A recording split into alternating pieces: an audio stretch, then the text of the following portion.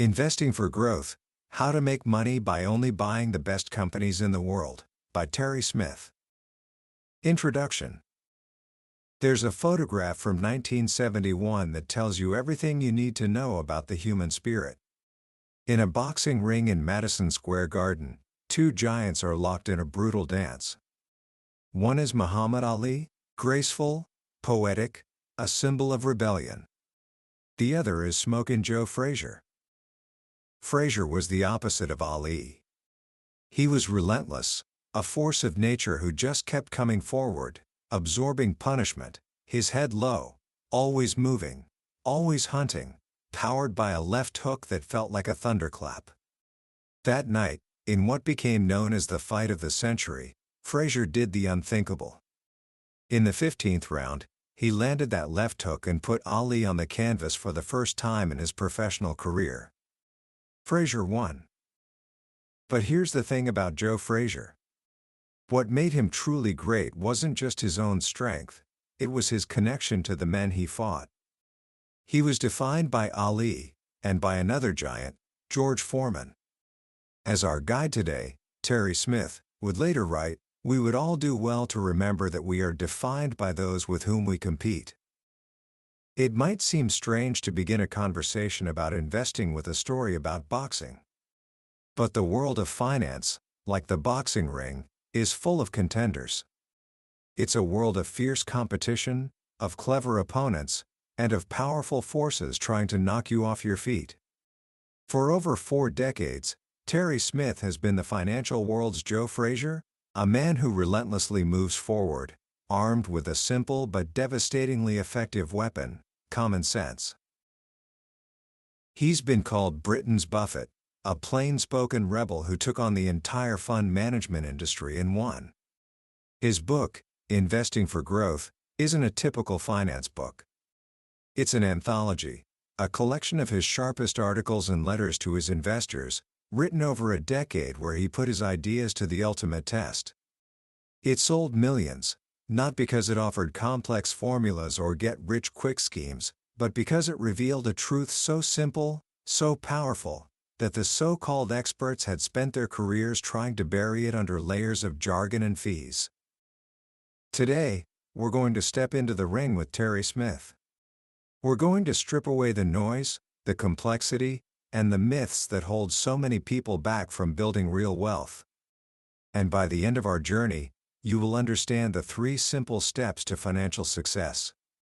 A 3-step mantra that, if you truly take it to heart, can not only make you a better investor but can fundamentally change the way you see the world of money.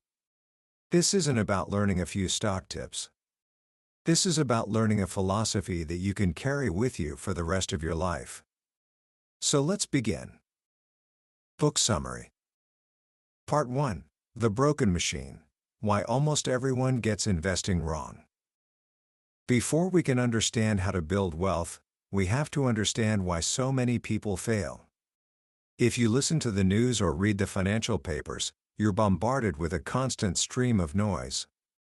Experts predicting what the economy will do next, whether interest rates will go up or down, what will happen with China, with oil prices, with the next election. It all sounds incredibly important. It feels like if you could just figure out the answers, you'd have the key to unlocking the market. Terry Smith has a simple response to all of this: it's useless. He quotes the economist J.K. Galbraith, who once said, "The only function of economic forecasting is to make astrology look respectable." Think about it. In the last decade alone, how many major events did the world's top forecasters get completely wrong? They told us Brexit wouldn't happen. They told us Donald Trump wouldn't become president. They even told us a vote for Brexit would be followed by an immediate recession. None of it happened. The problem, as Smith points out, is that many of these forecasters have stopped trying to predict events and have started trying to influence them. They surround themselves with people who think the same way, creating an echo chamber where their own beliefs are amplified, and they disregard anything that doesn't fit their worldview. It's not an approach designed to find the truth. It's an approach designed to confirm a bias. But even if you could predict the future with perfect accuracy, you'd still have another, bigger problem. The market is what's called a second-order system. What does that mean? It means it's not enough to know what's going to happen. You also have to know what everyone else thinks is going to happen, so you can predict how they will react. So you have to be right about the event, right about the timing, right about the market's expectation, and right about the market's reaction. The odds of getting all of that right consistently are basically zero. So, Terry Smith says, stop trying. He places himself firmly in the camp of forecasters who know they don't know, which gives him a massive advantage over the ones who don't know they don't know. This obsession with the unpredictable is just the first flaw in the financial machine. The second is the machine itself, the fund management industry. Imagine you walk into a store to buy a product. The salesperson shows you two options. One is simple, cheap, and does exactly what it promises. The other is incredibly complex, wrapped in a fancy package, comes with a huge fee, and most of the time, doesn't work as well as the simple one. Which one do you think the salesperson will push you to buy? The expensive one, of course. That's how they make their money. Welcome to the world of fund management. For years, the industry has sold a myth that you need a highly paid, brilliant active fund manager to navigate the treacherous waters of the stock market. These managers, we're told, use their expertise to pick winning stocks and avoid losers. The standard fee structure for this expertise, especially in the world of hedge funds, was famously known as 2 and 20. They would charge you a 2% fee on all your money every single year, plus take 20% of any profits you made. It sounds like a fair deal? They only make big money if you do, right? Wrong. Terry Smith calls this structure unsupportable, and he demonstrates why with a stunningly simple calculation. He asks us to imagine that the greatest investor of all time, Warren Buffett, had decided to run his company, Berkshire Hathaway, as a hedge fund charging 2 and 20. From 1965 to 2009, Buffett delivered a legendary performance, turning a $1,000 investment into $4.3 million. An incredible result. But if he had charged that standard hedge fund fee, of that $4.3 million, a staggering $4 million would have gone to him as the manager. You, the investor who put up all the capital and took all the risk, would have been left with just $300,000. And that's if your manager performed as well as Warren Buffett. As Smith Riley notes, believe me, he or she won't. Performance fees, he argues, simply don't work for the investor. They extract too much of the return and, even more dangerously, they encourage reckless behavior. They create a heads-I win, tails-you-lose scenario, where managers are incentivized to take huge risks with your money. If the bet pays off, they take a massive cut. If it fails, well, it was your money to begin with. But it's not just the fees you can see. There are hidden costs everywhere. The average fund manager in the UK, according to research, turns over their entire portfolio by about 80% every year. Think about that. They are buying and selling almost everything they own, every single year. This constant churning racks up costs, broker commissions, the spread between buying and selling prices, and taxes. These costs aren't listed in the shiny brochure, they are deducted directly from your returns. As Buffett's partner, Charlie Munger, wisely observed, the stock market is designed to transfer money from the active to the patient. The industry has built a machine that thrives on activity, on complexity, and on convincing you that you need them. Nowhere is this more apparent than in the rise of one of the industry's favorite products, the exchange-traded fund, or ETF. On the surface, ETFs seem like a great idea. They are often seen as simple, low-cost index funds that you can trade like a stock. And many investors, fleeing the high fees and poor performance of active managers, have poured trillions of dollars into them. But Terry Smith sounded the alarm early on. warning that ETFs were far more dangerous than people realized. He compares the situation to a car dealership. You go in asking for a simple, reliable family car, and the dealer sells you what looks like one. But under the hood, it's a complex, high-performance engine that you don't understand, and it's prone to blowing up. His first warning was about synthetic ETFs. You see, many investors assume that if you buy an ETF that tracks, say, the top 500 U.S. companies, the fund actually goes out and buys shares in all those companies. But with a synthetic ETF, it doesn't. Instead, it enters into a contract, called a swap, with a counterparty, usually a big investment bank. That bank promises to pay the ETF the return of the index. This should immediately set off alarm bells. As Smith points out, anyone who lived through the 2008 financial crisis should be deeply suspicious of words like derivative, swap, and counterparty risk. What happens if that big investment bank, the one promising to pay you, goes bust? The collapse of Lehman Brothers showed us that this isn't a theoretical risk, it's a very real one. Your investment isn't backed by real shares, but by a promise from an institution that could fail. Then there are the leveraged and inverse ETFs, which he describes as day trading tools that are often misused by regular investors. These are funds designed to multiply the daily return of an index, or to bet against it. A 2x leveraged ETF, for example, promises to give you twice the daily return of the market. But here's the deadly catch Smith highlights: the returns are compounded daily. This creates bizarre and painful outcomes in a volatile market. He provides a simple table to illustrate. Imagine a market that goes up 25% one day, then down 28% the next, then up 14% on the third day. Over those 3 days, the index itself is up 3%. You might think your 2x leveraged ETF would be up around 6%. But because of the daily compounding, it would actually be down 15%. You can be right about the market's direction over a week or a month and still lose a shocking amount of money. An inverse ETF, which bets against the market, can lose money even if the market goes down over a period. It's a trap, and Smith believes a huge proportion of investors have no idea these products can behave in such perverse ways. He paints a picture of an industry built on a foundation of flawed incentives, hidden costs, and dangerously complex products. It's a machine designed to enrich the operators, not the investors. And caught in the middle of this machine is the average person, who makes things even worse through their own predictable, emotional mistakes.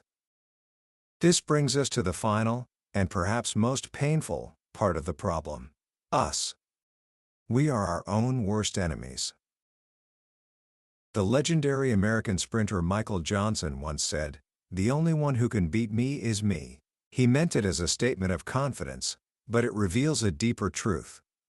So often, we are defeated not by our opponents, but by our own psyche.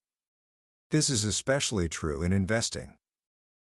There's a classic goal in investing: buy low, sell high. It's called market timing. It sounds so simple, so logical. Who wouldn't want to get into the market at the bottom and sell at the top? The trouble is, all the evidence shows that we do the exact opposite. Smith presents a chart that is both comical and tragic. It tracks the flow of money into and out of equity funds against the performance of the stock market. And what it shows is a perfect pattern of terrible decisions. Money pours into funds after the market has gone up, as people chase past performance, desperate not to miss out. And money floods out of funds after the market has crashed, as people panic and sell at the bottom. We are, as a group, hardwired to buy high and sell low. We feel comforted by the crowd, like lemmings heading for a cliff, and we can't bear the lonely feeling of being a contrarian, buying when everyone else is terrified. And it's not just small, amateur investors. Professionals are just as bad. Data shows that pension fund trustees, the people managing billions of dollars, consistently fire fund managers after a period of poor performance and hire managers who have had a hot streak, often just as their fortunes are about to reverse. The damage this does to your returns is catastrophic. Smith highlights a study showing that if you had invested $10,000 in the S&P 500 index for the decade from 1994 to 2004, you would have ended up with over $31,000. But if you had tried to time the market and just missed the 10 best days, only one day per year on average, your final amount would have been cut to less than $20,000. Miss the best 30 days, and you would have actually lost money. The vast majority of the market's long-term gains come in short, explosive bursts. If you're not in the market when they happen, you miss out. As Smith bluntly puts it, there are only two types of investors: those who know they can't make money from market timing, and those who don't know they can't. It's far safer, and far more profitable, to be in the second camp. So this is the world Terry Smith saw. A world of flawed advice, crippling fees, dangerous products, and self-defeating human emotions. It's a broken machine. And faced with this reality, he came to a simple, radical conclusion. If you want to win, you have to play a different game. You have to step outside the machine entirely and follow a different set of rules. 3 rules, to be exact.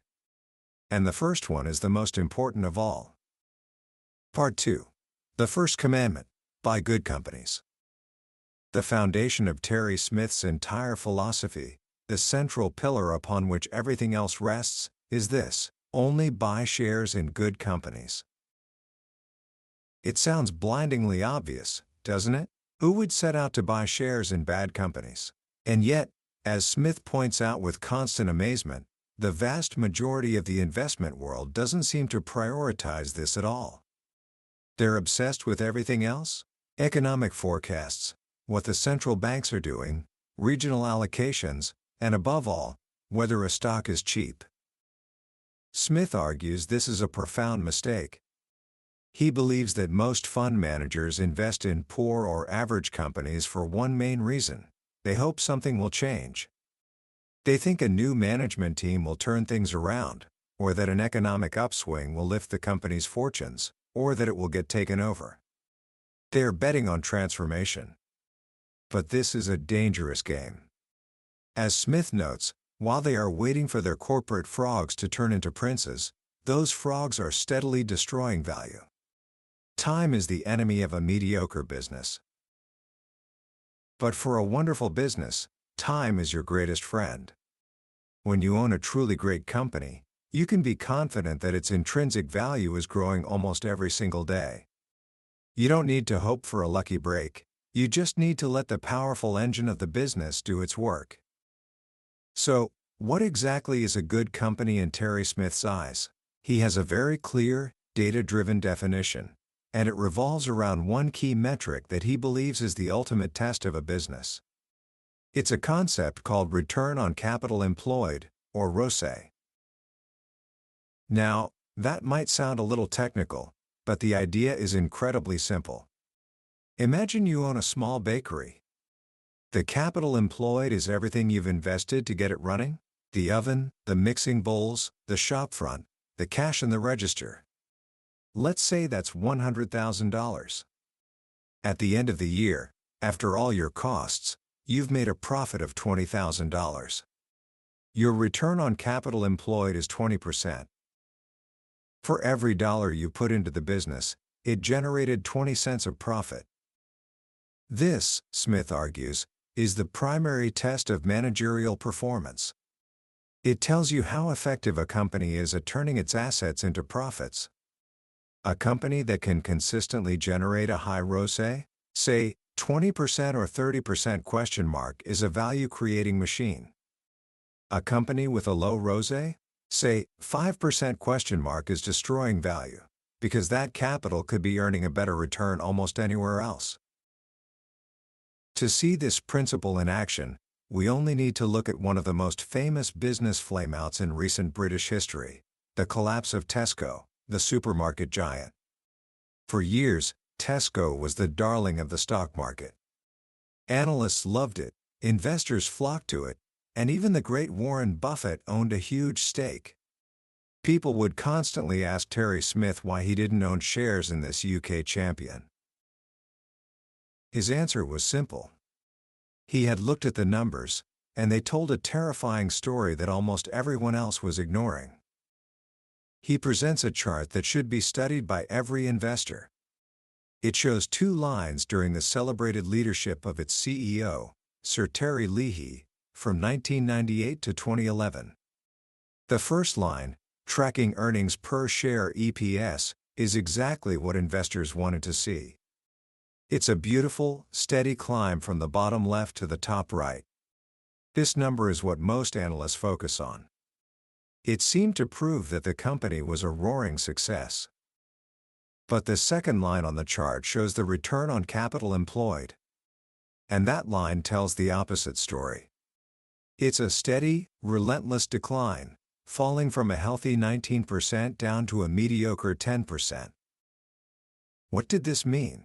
It meant that to generate that beautiful, rising earnings line, Tesco's management was pouring more and more capital into the business. New stores, international expansion, at ever lower rates of return. They were growing, but they were growing by becoming a worse business. They were destroying value even as their profits went up.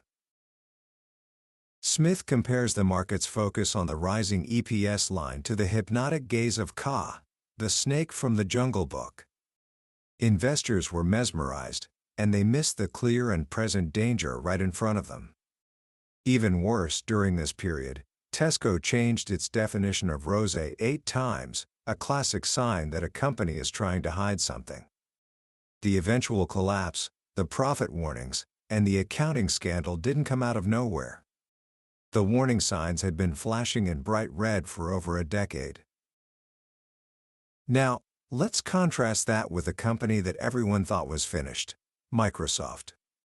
Back around 2011, when Smith started buying shares, the conventional wisdom was that Microsoft was a dinosaur. It had missed the boat on mobile phones, it was losing the search engine war to Google, and it was tied to the declining PC market. The commentary was brutal.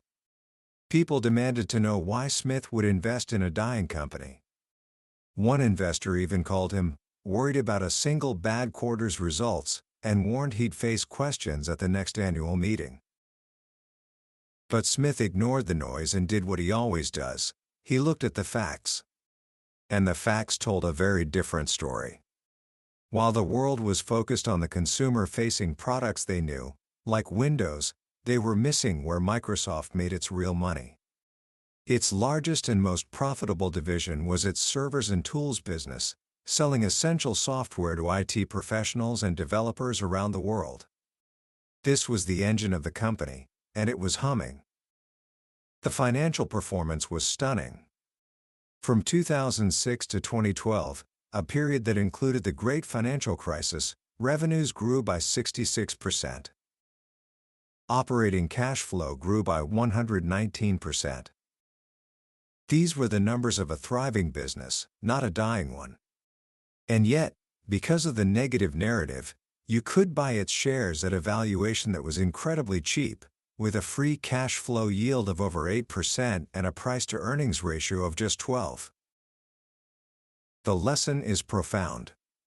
The market is often driven by stories, by narratives, by emotion. The story about Tesco was one of unstoppable growth. The story about Microsoft was one of inevitable decline. Both stories were wrong. The truth was in the numbers, available for anyone who was willing to look. Smith simply chose to believe the numbers over the narrative. The stock went on to nearly double in price soon after. So, a good company is one that generates a high return on capital. But there are other characteristics Smith looks for.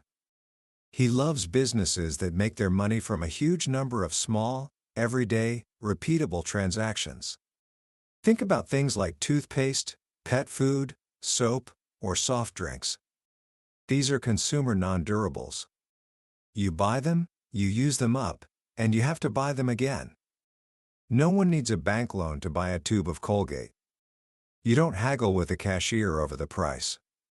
And brand loyalty is incredibly powerful. Research even shows that in hard times, people are more likely to cut back on food for themselves than on food for their pets. These boring businesses are often the most powerful cash-generating machines in the world. They have intangible assets, brands, patents, distribution networks, that create what Warren Buffett calls a moat, a defensive barrier that keeps competitors at bay. Think of Colgate-Palmolive, which has 45% of the global market for toothpaste. Or Nestlé, the world's largest food company, which has been in business for nearly 150 years and has only ever recorded one annual loss. These are the businesses that have already won. Smith isn't trying to predict the future. He's trying to identify the companies whose past success is so dominant that their future is as close to a certainty as you can get in the world of investment. This is the first and most important step. Find these wonderful companies. But that's only half the battle. Because even a wonderful company can be a bad investment if you make one critical mistake. Part 3. The Second Commandment: Don't overpay. Once you've identified a truly great company, the next question is obvious. What price should you pay for it? This brings us to one of the oldest and most contentious debates in investing: the battle between value and growth. In one corner, you have the value investors. Their philosophy, famously established by Benjamin Graham, is to buy stocks for less than their intrinsic worth.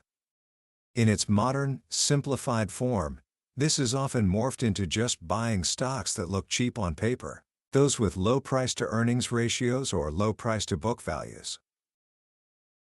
In the other corner are the growth investors, who focus on companies that are rapidly expanding their revenues and profits, even if their stocks look expensive by traditional measures. Terry Smith argues that this is a false choice. To quote Warren Buffett, who evolved from a pure value investor to what he is today, growth and value are joined at the hip. Growth is a component of a company's value. It can enhance it or diminish it. The real question isn't whether a stock is value or growth, but whether the price you are paying is fair relative to the quality of the business you are getting. Smith is deeply skeptical of the simplistic approach of buying stocks just because they look cheap. As he says, lowly rated does not equal good value. A stock might have a low valuation, but if the business itself is terrible, its intrinsic value might be even lower. Buying such a stock is not a recipe for success, it's a trap. He demonstrates this with a powerful table in his book. He takes a group of classic value stocks from 2015, companies like Exxon, General Electric, and HSBC, which all had low PE ratios at the time. Then he looks at what happened to their earnings over the next 5 years. In almost every case, the earnings collapsed. Exxon's earnings per share fell by 78%. GE's went from a profit to a loss. HSBC's did the same. The market was right to give him a low valuation. If anything, it wasn't low enough. These stocks looked cheap, but they were value traps. The businesses were deteriorating faster than their share prices were falling. Now, contrast that with a group of growth stocks from the same period that looked terrifyingly expensive. Adobe, with a PE of 136. Amazon, which was losing money. Facebook, with a PE over 70. A traditional value investor wouldn't have touched them. But what happened to their businesses? Adobe's earnings grew by over 1,300%. Amazon became massively profitable. Facebook's earnings grew by 645%. Looking back, it's clear that their high ratings were more than justified by the phenomenal growth that was to come. Their businesses were growing so fast that they quickly grew into their valuations and then far beyond them. This brings us to the core of Smith's argument on valuation, the almost magical power of compounding. Warren Buffett has called it the eighth wonder of the world, and Smith believes that understanding its effects is essential to successful investing. He asks a simple question: if you have an investment that compounds at 10% per year, how long does it take to double your money? The answer isn't 10 years, because of compounding, it's only 7. A 7% return will double your money in 10 years. Now, consider this. What's the difference between a 10% compound return and a 12.5% compound return over 30 years? It sounds like a small difference, just 2.5 percentage points. But the answer is staggering. That extra 2.5% per year will double your final capital. A small, consistent edge in the rate of return, sustained over a long period, leads to an exponentially different outcome. This is the mathematical secret behind why it's safe to pay up for quality. A truly wonderful company, one with a high and sustainable return on capital employed, is a compounding machine. Its intrinsic value is growing at a much faster rate than an average company. And that superior growth rate can justify a valuation that might seem eye-wateringly high to the untrained eye. To prove this, Smith performs a fascinating historical experiment. He looks back to the year 1973 and analyzes a group of high-quality consumer goods companies, like L'Oreal, Colgate, and Coca-Cola. He asks, what price-to-earnings ratio could you have paid for these stocks back in 1973 and still have beaten the return of the overall market index over the next 46 years? The results are mind-blowing. The market index at the time had a P/E ratio of around 19. But for Coca-Cola, you could have paid a P/E of 63 and still beaten the market. For Colgate, you could have paid a P/E of 126. And for the cosmetics giant L'Oreal, you could have paid an astronomical P/E ratio of 281. And you still would have come out ahead. How is this possible? Because these companies were such powerful compounders. Their ability to consistently grow their earnings and reinvest them at high rates of return created so much value over the long run that even a ridiculously high starting valuation was eventually overwhelmed. The quality of the business was far more important than the initial price tag. This doesn't mean that price is irrelevant. Smith is clear on this. His second rule is don't overpay. He's not advocating buying stocks at any price. His preferred valuation metric isn't the P/E ratio, but something called the free cash flow (FCF) yield. Think of it like this: if you bought an entire company for its total market price, the FCF yield tells you what percentage of your purchase price you would get back in cash in the first year. A company with a market value of $100 billion that generates $5 billion in free cash flow has a 5% FCF yield. Smith's rule of thumb is to only buy companies when their FCF yield is attractive relative to the yield on long-term government bonds. If you can buy a great, growing company with a cash yield that's higher than the risk-free rate on a bond, you've likely found a good investment. The bond's coupon will never grow, but the company's cash flow can, and likely will. This focus on high-quality compounders is often criticized, especially when interest rates are expected to rise. Commentators label these stocks bond proxies, safe, predictable investments that people have flocked to in a low-yield world. The theory goes that when interest rates rise, bond prices will fall, and these bond proxy stocks will fall with them. Smith has been hearing this warning for years. And while he acknowledges the logic, he pushes back with a simple question: if you sell these wonderful companies, where are you going to put your money? Into bonds, which are guaranteed to lose value if rates rise? Into cheap cyclical stocks, which will get crushed if rising rates cause an economic slowdown? The alternatives are often far more dangerous. He brings it all back to the wisdom of Charlie Munger: over the long term, it's hard for a stock to earn a much better return than the business which underlies it earns. If you plan to be an investor for decades, the single most important factor is the underlying quality and compounding power of the business. Everything else is just noise. This leads us directly to the third and final step of his philosophy. It's the step that requires the most discipline, the most patience, and for many, is the hardest one of all. Part 4. The third commandment, do nothing. Once you have bought shares in a portfolio of wonderful companies at fair prices, what do you do next? Terry Smith's answer is radical in its simplicity. You do nothing. In an industry that thrives on action, on trading, on constantly moving things around, this is the ultimate act of rebellion. Fund managers often feel they need to be constantly active to justify their fees. But Smith argues that this activity is precisely what destroys value. Every trade has a cost, commissions, taxes, and the bid-offer spread. And as we've already seen, our attempts to time the market are almost always wrong. Therefore, the logical conclusion is that we should deal as infrequently as possible.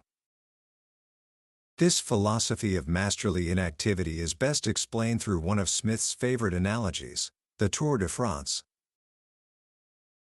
The Tour de France is the world's greatest cycling race, run over 21 stages in 23 days. There are 3 different types of stages. There are the flat stages, where the cyclists ride together in a tight pack called the peloton, and it's all about teamwork and explosive speed at the end. There are the time trials, where each rider competes alone against the clock, a pure test of individual power and aerodynamics. And then there are the brutal mountain stages, lung-busting climbs that test endurance to its absolute limit. Here's the crucial lesson. In the 100-year history of the race, no single rider has ever won every single stage. And no one ever will. The physique required to be a sprinter is completely different from that of a mountain climber. The way to win the entire tour is not to be the best at everything, but to be excellent at one discipline, good enough at the others, and to have the patience and endurance to stick with it for 3 long weeks. In fact, the race has twice been won by a rider who didn't win a single stage. Investing, Smith says, is exactly the same. Searching for a fund manager or a strategy that can outperform the market in every single quarter, in every type of market condition, is as pointless as looking for a cyclist who can win both the sprints and the mountain climbs. It doesn't exist. Yet, this is precisely what so many investors do. They check their portfolio's performance every quarter, or even every month, and if a fund has a bad period, they get nervous and switch to whatever has been performing well recently. This is like a cycling team manager firing his best time trialist because he had a bad day in the mountains, only to watch him win the next time trial for a rival team. The Fundsmith strategy is designed to perform well in bear markets and may struggle to keep pace in raging bull markets, much like a climber excels in the mountains but might get left behind in a flat sprint. The goal isn't to win every stage. The goal is to win the tour. It's a test of endurance, and the winner is the investor who finds a good strategy and has the discipline to stick with it over the full economic cycle. This means you have to learn to run your winners. Too often, investors have a good stock that goes up, and their first instinct is to take a profit. Smith argues this is usually a mistake. If an investment has a profit, it might be a sign that you own a share in a wonderful business that is worth holding on to for a very long time. Conversely, we are all prone to holding on to our losers, hoping they will get back to the price we paid for them. This is the opposite of what a good gardener does. A gardener nurtures the flowers and pulls up the weeds, not the other way around. Smith's best-performing stock since his fund's inception was Domino's Pizza, which returned over 600%. It's a perfect example of his philosophy. It's not an obscure, esoteric company that no one had ever heard of. It's an obvious business. It's a franchisor, which is a fantastic business model because the franchisees put up most of the capital. The parent company just collects a royalty on sales generated by other people's money, an incredibly high-return business. And most importantly, they focused relentlessly on what mattered: the food. In 2009, they famously launched an advertising campaign admitting their pizza wasn't very good, publishing customer critiques like "the crust tastes like cardboard. You only do something that honest if you are serious about changing." And they did. The shares went from $8.50 to $68. Holding onto a stock like that, through all the ups and downs, requires a different mindset. It requires you to bet on the business, not the stock price. To explain this, Smith tells the story of Alex Bird, a legendary professional gambler in the UK. Bird made his fortune by betting on horse races. After they had finished. In his day, photo finishes weren't digital. It took several minutes to develop the film to see which horse had won. During this time, bookmakers would continue to take bets on the outcome. Bird realized that they were breaking a cardinal rule: never make odds on an event that has already happened. He developed a simple technique using parallax vision, standing right by the finish line, which allowed him to know with certainty which horse had won before the official result was announced. He would then calmly place his bets with the unsuspecting bookies. He reportedly made 500 consecutive successful bets. This, Smith says, is what his strategy is all about. He's not trying to predict which horse will win the race. He is trying to emulate Alex Bird. He waits until he knows which companies have already won, the Nestles, the Colgates, the Microsofts, and then he waits for the market, in a moment of panic or short-sightedness, to offer him foolish odds against them. He's not speculating, he's betting on a near certainty. And once you've made that bet, you have to have the fortitude to ignore the noise. Ignore the commentators on TV telling you the market is about to crash. Ignore the articles telling you your quality stocks are too expensive. Ignore the temptation to constantly check your portfolio. As his 10th golden rule of investment states, if you don't like what's happening to your shares, switch off the screen. The entire philosophy can be distilled into that simple, three-part mantra. It's a cycle that repeats itself. Buy good companies. Find those rare, wonderful businesses that are compounding machines. Don't overpay. Have the discipline to wait for a fair price, understanding that the quality of the business is what matters most in the long run. And then, do nothing. Let the power of compounding do the heavy lifting for you. Have the patience of a marathon runner, not the frantic energy of a sprinter. Let time be your friend.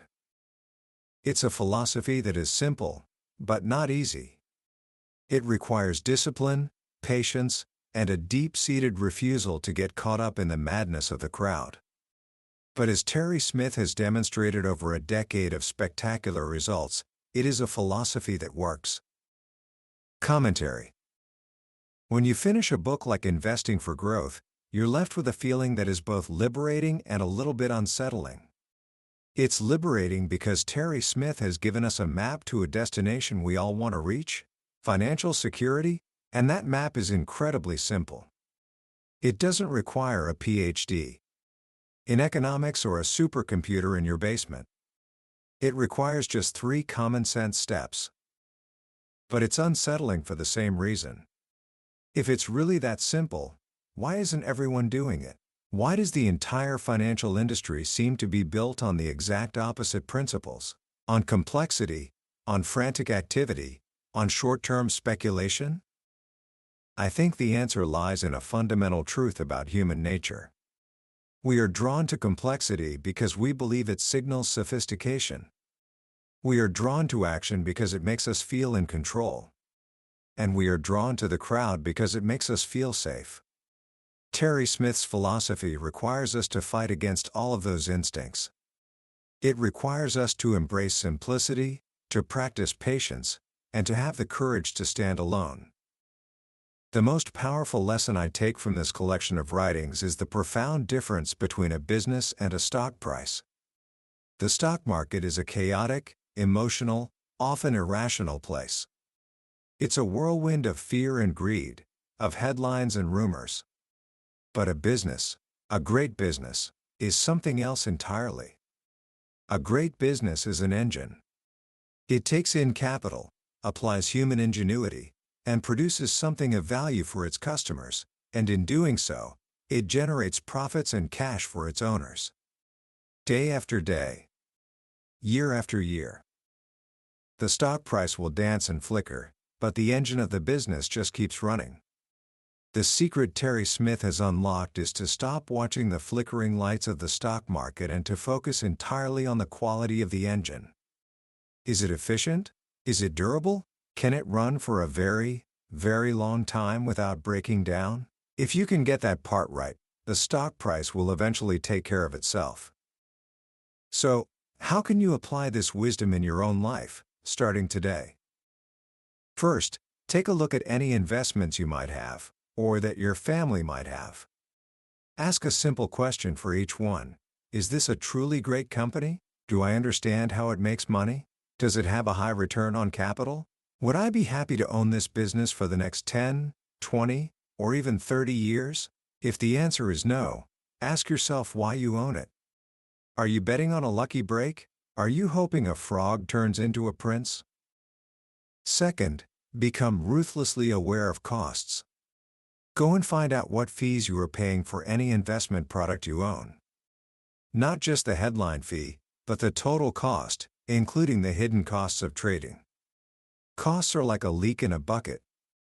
It might seem small, but over a lifetime of saving, it can drain away a shocking amount of your wealth. Minimizing costs is one of the few things in investing that you have complete control over. And finally, practice the art of doing nothing. This might be the hardest part. The world will scream at you to do something. To sell during a crash. To buy into the latest hot trend. To constantly tinker and adjust. Have the discipline to resist. Make a commitment to check your investments less frequently. Once a year is plenty. Trust in the power of the great businesses you own and let them do the work for you. That was a summary of Investing for Growth by Terry Smith. We've journeyed through the core of his philosophy today, but I have to be honest with you. A summary can only ever show you the map. The real adventure begins when you decide to take the journey yourself. There's a certain magic that happens when you read a book like this, a specific story, a particular phrase, that connects with you in a way you didn't see coming. This summary is your compass, designed to help you decide if this is a path worth walking. If anything we've talked about has sparked something in you, I truly encourage you to pick up a copy. Reading it isn't just about learning. It's an experience that can genuinely rewire how you think about building wealth for a lifetime. The link to the book is in the description below. Also, if this journey through Terry Smith's wisdom has been valuable to you, please take a moment to click that like button and subscribe to the channel. That way, you won't miss our next exploration into another life-changing book from the billionaire's bookshelf. Let's continue to learn and grow together.